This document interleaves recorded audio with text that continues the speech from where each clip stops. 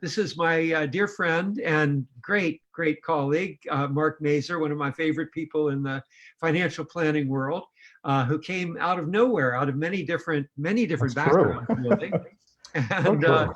and suddenly popped onto the scene of the life planning community and just became passionate about it and really very good at it, and has developed his own brand in a way, his own podcast, his own system, and has been active in the Golden Civilization conversation movement from the very beginning. So I'm very eager to hear his thoughts on all of that, and his corrections to how I just introduced him. So, Mark, please welcome Mark Mazur. George, thank you. Thank you. Thank you for your kind words. I'm excited to be on the live cast with you and talking about two of our favorite subjects, life planning and your work in a Golden Civilization, which I must commend you. I'm about halfway through the book. Incredibly inspiring. Oh. And I'm looking forward to engaging in some conversations. I have lots of questions for you. Oh, fantastic. Well, I'm eager for that, of course. Good. But I'm curious, how far are you? Where are you roughly? I'm somewhere, I think I'm somewhere, I think I was just diving into democracy. Okay. A little bit through democracy. Great. So it's a little bit less than halfway through, but I've skimmed through obviously the chapters and the parts, and I'm extremely fascinated with a few things. One in particular is I've always been very intrigued with your subtitle, The Map of Mindfulness. And I understand, of course, we're both practicing meditators and I understand mindfulness.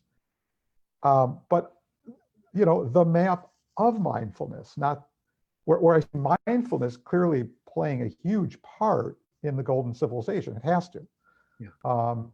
But so a comment on sort of why that is a subtitle and maybe give us some context around that. Yeah, fantastic. Cool. Fantastic, great. Well, thank you for that pitch there. I'll see what I can do with it. That's just great. And yeah, no, clearly you're absolutely right. Mindfulness is the most important thing. But there's also a way in which mindfulness is used sometimes in very superficial ways out in society. There's lots of scientific research on it that's exciting for all of us practitioners. There's obviously also very deep roots to mindfulness and very specific meaning to the term in some of the philosophic and particularly the Buddhist traditions. Yeah. What I realized as I was wrestling with the questions of civilization was that there was something structurally wrong.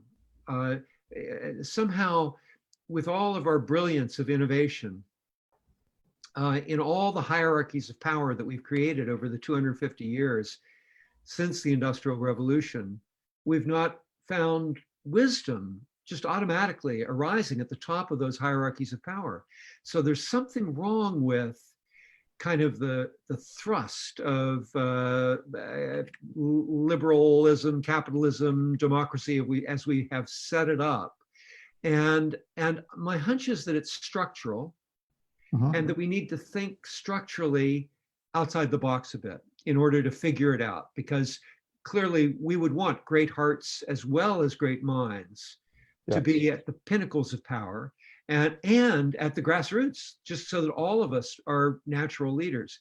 So what I realized, and I know you've read the book and so you've got some of this notion in your mind as you think about it. What I realized was that maybe we're working from a map that's inappropriate, a way of viewing our relationship with time and space and democracy and economics and media and all the rest. Okay. Maybe we're viewing that inappropriately. And the secret to me was realizing that the present moment's the only moment we've ever really experienced, and that freedom only exists in the present moment. Yeah. And democracy and economics are all about delivering freedom, as is great meditation practice.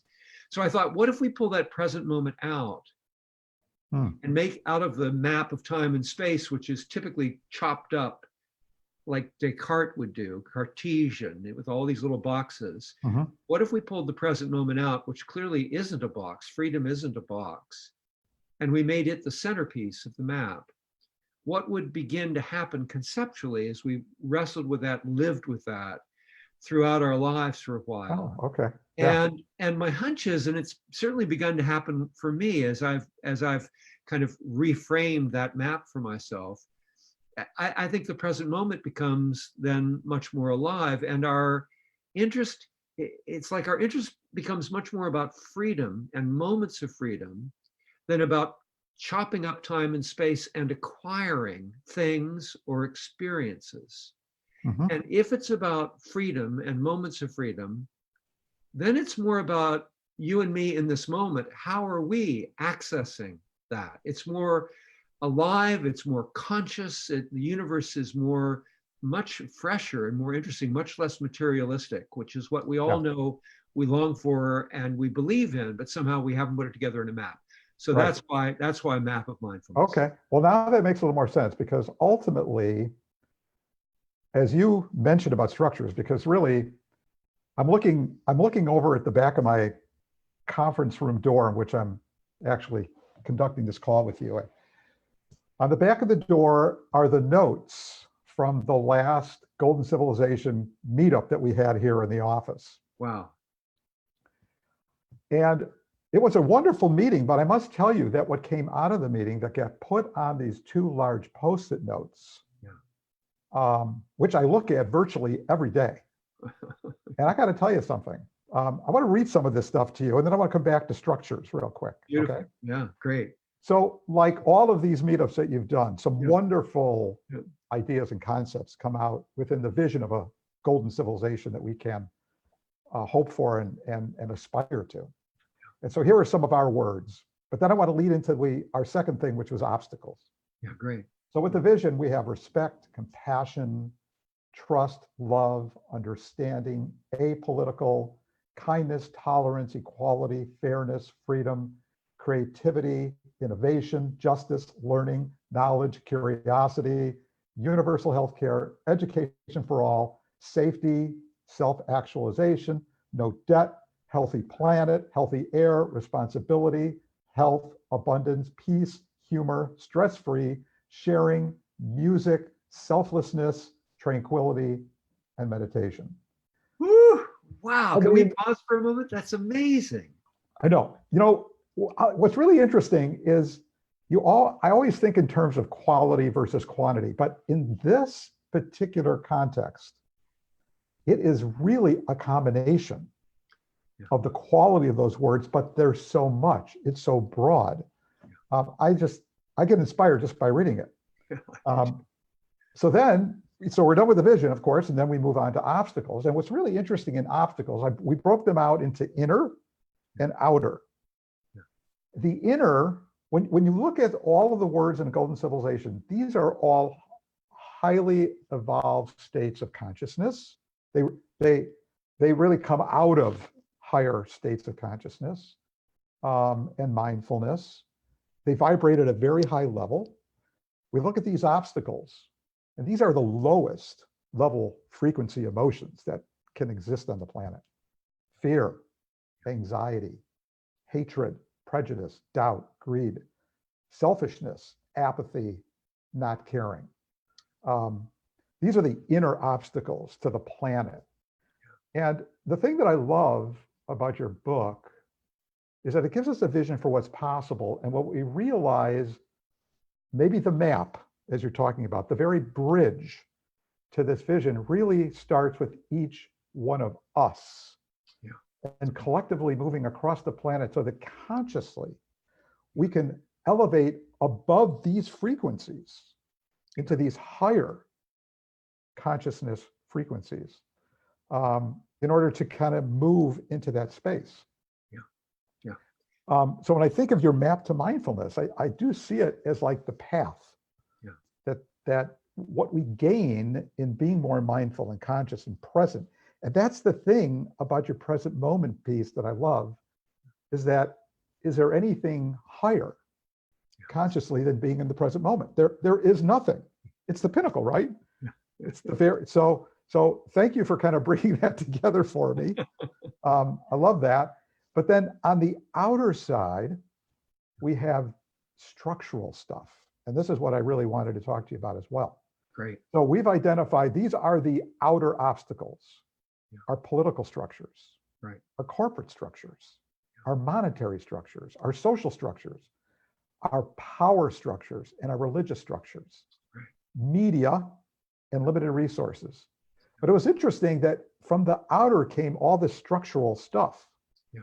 And so as I'm progressing through this for myself, wanting to be a player with you and the hopefully thousands, tens of thousands, hundreds of thousands at a grassroots level growing to make this vision a reality.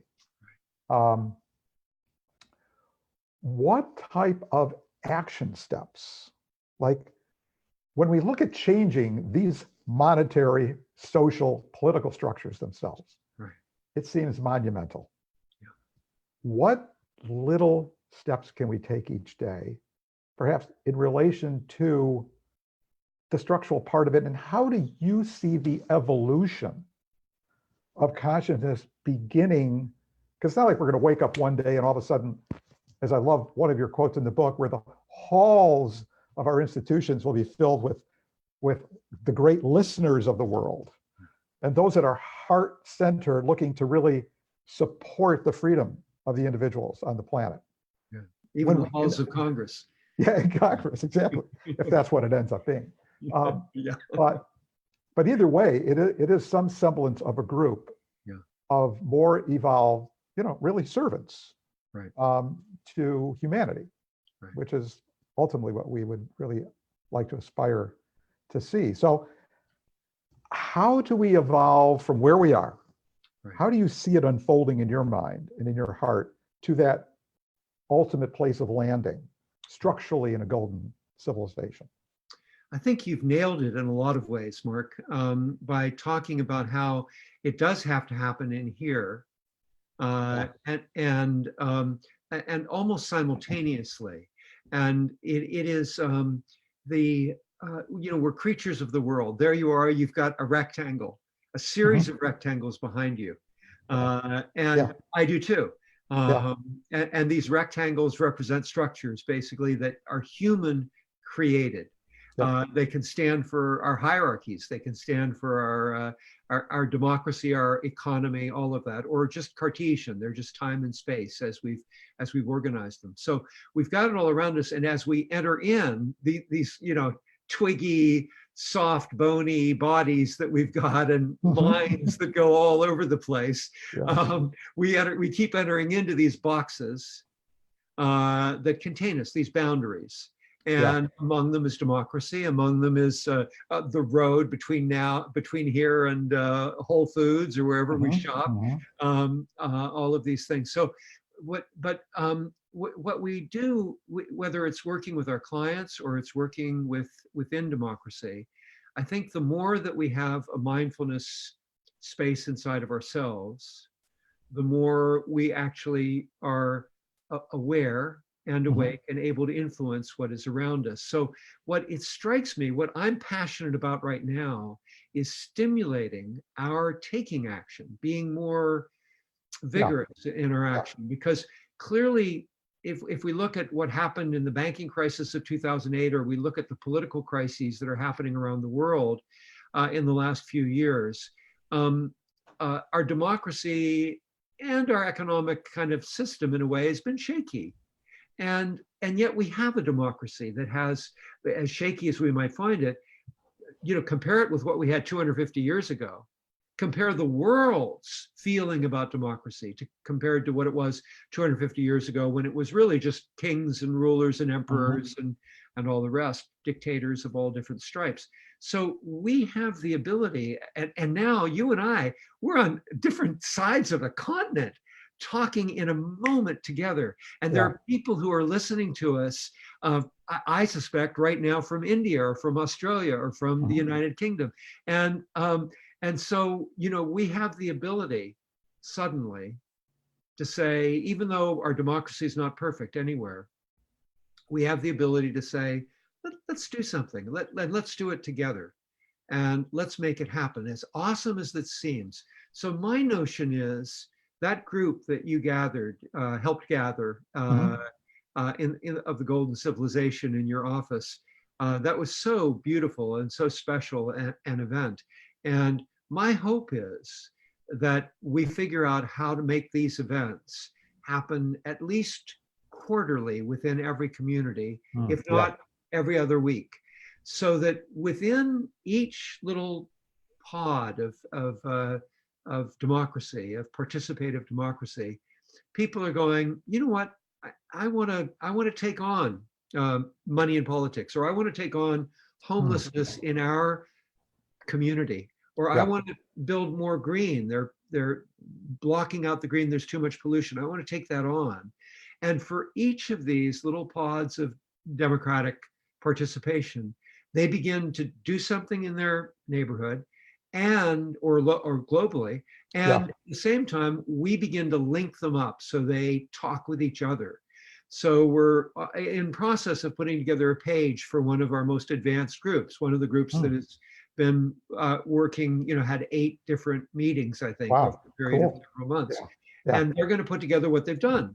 And suddenly there'll be a way of other people to communicate with them. Okay. So that's that. I think that's the notion, is that I think that my hunch is that we've taken democracy and the freedoms of our wonderful kind of Western liberal civilization for granted. And I think that we all need to add a little bit, whether it's an hour a week or, a minute a day or some, but more than what we've done, that is engaged with the structures around us and hopefully in community, because that gives us support. Yeah. So I'm curious about the the group that's met for at least 8 times so far. Yeah. How are they organizing what you seem to refer to as putting something together? Yes. What exactly does that look like? So this is a model for those of us that may want to subscribe to the same. Great. So the first thing that they have done is they put together a group that meets, every few weeks. So this is the same typically group of people. I mean, others may come in and out, but yeah, that's what's interesting about it. They conceive of themselves as a group of maybe 60 people.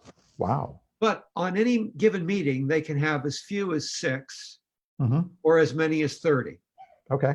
So the range is quite, it's like an accordion going in and out. And they've got a strong facilitator. It could be that there's a couple of facilitators that pair off and all of that, but they've got someone who is not attached and loves to pull out from the group where they want to go. So that's the first thing. It's just getting an ongoing group that's stable, sustainable. And then what they did was that within that group, their passion, and I might have mentioned this to you at some point, but their passion, they had a number of people who had done facilitations, leadership facilitations in large institutions all over the world. So they had facilitators, people, trainers, and that was, I would say, maybe a third of the group, maybe 20 of the 60 people. Okay. Had significant experience there. Yeah. Well, they decided, that portion of the group with support from the rest of the group decided what they thought would be really interesting would be to create a manual of wisdom for people from age 6 to 96. With a strong focus on institutions as well, since putting that human side into institutions seems to be one of our major challenges. So that's where they've dedicated most of their work. But the other half of the community comes in, and they may be working on homelessness. They may be doing their own spiritual practice. They may be working on getting voters out. They may just feel that they're contributing and listening and engaging just for that one meeting every couple of weeks. And so there are other activities that are going on, with one major activity happening from the group as a whole. So I think that's kind of classic, that you the groups might break into three and have three different things. There might be one oddball like you or me who has their own idea about things, just go off on their own. But the group welcomes the all contributions, so that there's nobody who feels like they're ostracized for their differences. So I assume when they come together on a regular basis, it's an open agenda, and they're simply, people are just bringing whatever they want to bring to that meeting. Way of action steps or initiatives or whatever. Think about the agendas of the Golden Civilization. So you've got the vision. You described two of the steps. So there's the vision, flip chart, and then there's the obstacles flip chart, and then there's an action and commitment flip chart. And I don't know if we did much of that, but we did that, and we actually came up with. So you know what? Thanks for pointing that out, because we did a little action step list. Great. And yes, so are things that the group and individually and collectively can be doing. I see that now. Exactly. So they come back and they glance at the vision, they acknowledge the vision. If there's anything new they feel that should be in the vision or anything they want to say about it, there's space for that. They do a little bit of meditation, so that mindfulness is always part of our engagement. And then they go at any new obstacles we want to address. Do we want to move on to what actions people have taken? What's been inspired? What have you learned in the last few weeks? Move toward action. Cool. I like that. That's great. Thanks for sharing, because truthfully, I know this is your call to the world, which is continue the work. And I interpret the work as being continue to meet. But I wasn't quite sure. I mean, I've had it in my mind that this is something I certainly want to begin really, honestly, even working into my life plan. Because it's the way we need to move as a planet. And at least you're now giving us a much more concrete visualization. And when I look at this board, it just says it all. It's really incredible cool. That you have that.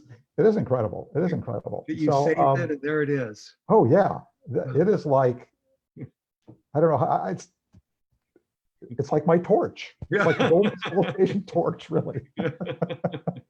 Well, and the other piece of it that I think is inspiring is that, in life planning, what we do is we create an incredible vision for a client. And then they think, 15 years from now, and we go, no, year and a half, exactly. Year and a half, and so with this, what we're doing is saying within a generation, let's do it. Let's make it happen within a generation. And then that adds a lot of energy. You're not just slogging away at it. Yeah, for sure. Great. Is there anything else you want to share, Mark? It's been wonderful. This has been really terrific for me, by the way, our conversation, because you brought me back right to the bones of what, I don't know how you managed to do it, but right to the bones of what I think this work is all about. So thank you for that. Well, you're very welcome, and thank you for making the bones, putting the body together, and making it come alive. I mean, anything else you'd like to share or well, the only thing I will say, I'm going to give you a book idea for your next book. Oh, okay. So imagine you writing a fictional account of life in the next generation.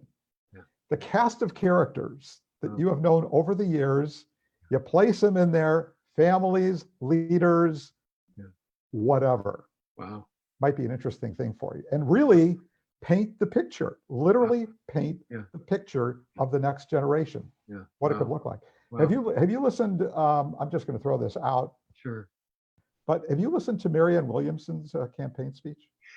Every once in a while, I've gathered a snippet and just love them. I know. Love them. She was on the stage at Mind Valley. And I don't know if there's anybody listening out here that is a part of Mind Valley. They're a wonderful sort of educational platform, very high level understanding, consciousness, changing the world sort of thing. You would be a phenomenal speaker for them there.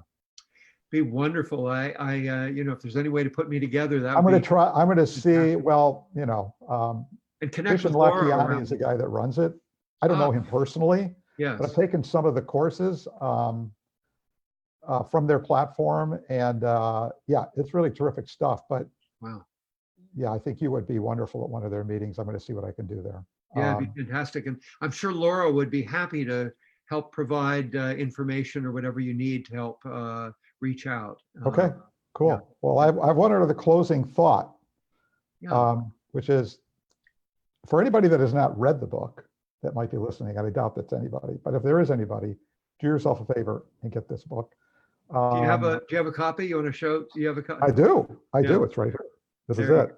There you go. It's wonderful. It really is. And thank you again for doing it. And on that note, thank you for modeling integrity Thank you. and living freedom for us. Wonderful. Thank you so much, Mark. Really, this has been an inspire. Now I'm inspired to go on. Me too. I can't wait to do the next group. Thank you so much. All All right, right. George. We'll be in Okay. touch. Bye. Much Yeah. aloha. Yeah. Bye. Aloha.